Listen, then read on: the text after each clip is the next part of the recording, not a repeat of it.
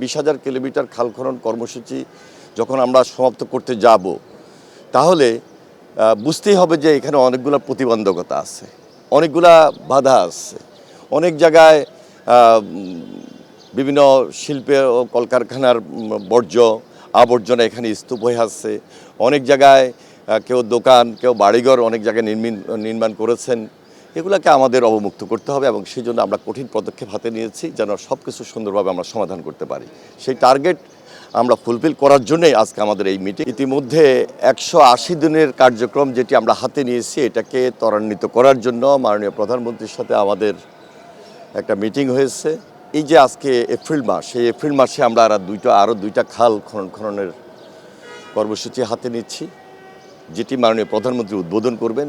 একটি হলো ঝিনাইদহ জেলার শৈলকুপা, আরেকটি সম্ভবত ফেনীতে হবে।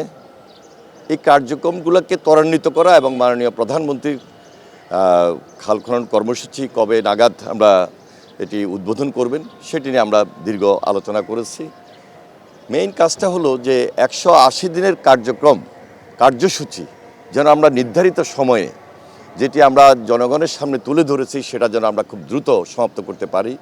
পাশাপাশি আমাদের যেটা টার্গেট 20,000 কিলোমিটার খাল খনন কর্মসূচি কবে নাগাদ আমরা এটাকে চলমান বা দৃশ্যমান করব সেটি নিয়ে আমাদের আলোচনা হয়েছে। 200-র বেশি সার্ভিস ও ফিচারে লেনদেনের সব বিকাশ অ্যাপে সম্ভব।